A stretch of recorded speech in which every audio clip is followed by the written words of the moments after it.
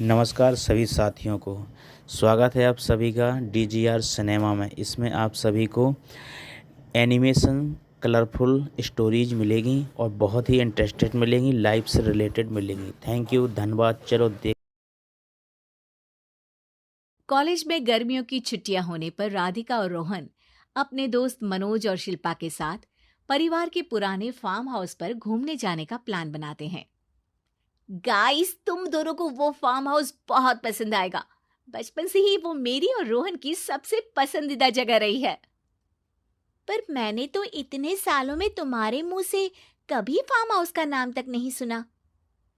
बचपन में farm house जाते थे, लेकिन फिर अचानक सबने वहां जाना बंद कर दिया और वजह कभी किसी ने बताई नहीं। पर अब हम चारों मिलकर वहां धमाल करेंगे।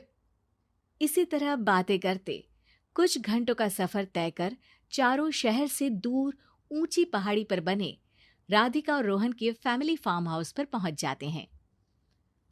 वाह यार, ये तो बड़ा ही सुंदर है। पूरा घूमोगे तो और अच्छा लगेगा, लेकिन उससे पहले सब फ्रेशन अप हो जाओ, फिर साइट सीइंग के लिए जाएंगे।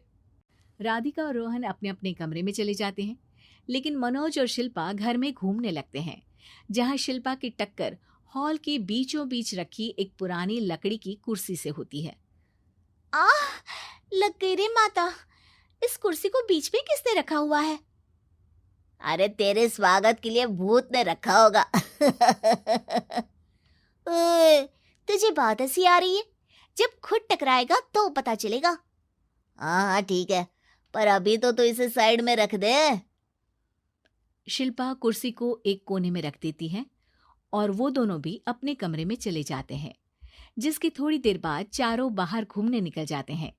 इसी तरह रात हो जाती है। फार्म हाउस में वापस आकर वे लोग सीधा सोने चले जाते हैं। आधी रात को मनोज की नींद खुलती है। बड़ी तेज प्यास लगी है, पानी साथ लेकर सोना चाहिए था। हाँ, अब रसोई तक जाना पड़ेगा। मनोज आंखें मलते हुए कमरे से हॉल में आता है और अचानक रास्ते में रखी कुर्सी से टकराकर जमीन पर गिर जाता है। अरे मर गया रे दादा। शिल्पा सही बोल रही थी, बड़ी तेज लगती है ये कुर्सी तो। पर इसे दोबारा बीच में किसने रखा? मनोज एक बार फिर उस लकड़ी की कुर्सी को कोने में रख पानी पीकर कमरे में चला जाता है। अगली सुबह जैसे ही चारों की नींद खुलती है तो उन्हें अपने बेड के पास साइड टेबल पर चाय का कप रखा मिलता है, जिसे देख वो खुशी खुशी चाय पीकर तैयार होकर कुछ देर बाद हॉल में मिलते हैं। थैंक यू यार राधिका, मुझे नहीं पता था कि तू इतनी अच्छी चाय बनाती है। वैसे मुझे उस बेड टी की बहुत जरूरत थी। ये और चाय, अरे इसे तो पानी तक उबालना नहीं आता। मतलब तूने हमारे लिए चाय बनाई क्या दोस्त? अरे चल पागल है क्या, इतना भी प्यार नहीं है मुझे कि तुम्हारे लिए बेड टी बनाऊं। चाय पर ये चर्चा करते हुए मनोज जैसे ही पीछे मुड़ता है तो एक बार फिर लकड़ी की पुरानी कुर्सी से टकराकर उस पर गिर जाता है। हाय रब्बा। अरे चाय छोड़ो, पहले ये बताओ कि इसे बार बार बीच में कौन रखता है? कल रात ही मैंने इसे साइड किया था। तुम पहले ये बताओ कि चाय किसने बनाई थी? सबकी बातों को कुछ देर ध्यान से सुनने के बाद राधिका हैरानी से कुर्सी की तरफ देखने लगती है। भूत दीदी। राधिका की बात सुन आपस में झगड़ रहे सारे दोस्त शांत हो जाते हैं। क्या बोला अभी तूने?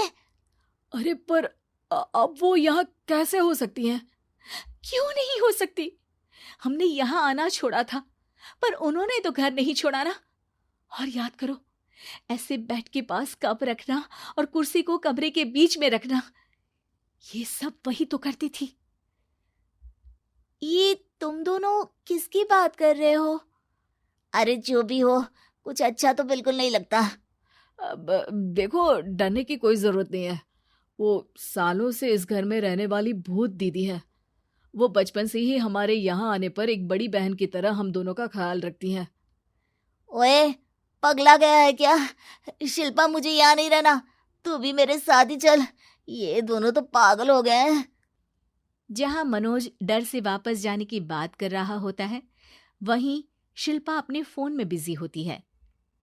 क्या तुम्हें यहाँ की सिचुएशन समझ में नहीं आ रही जो फोन में लगी हो? जिसे जो करना है करो, मैं तो जा रहा हूँ। मनोज हड़बड़ाहट में अपने कमरे की तरफ जाता है, जिसके साथ राधिका और मोहन भी उसे रोकने के लिए पीछे पीछे जाते हैं।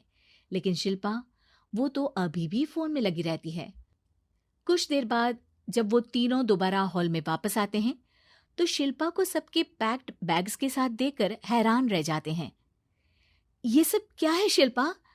यहाँ हम इसे समझा रहे हैं और तुम हमारे बैग्स भी पैक कर कर लेकर आई।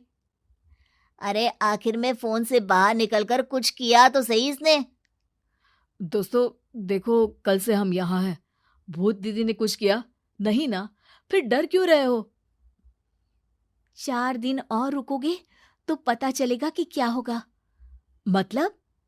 इस पर शिल्पा उन तीनों को फार्म हाउस से बाहर लाकर फोन में पुरानी न्यूज का आर्टिकल दिखाती है।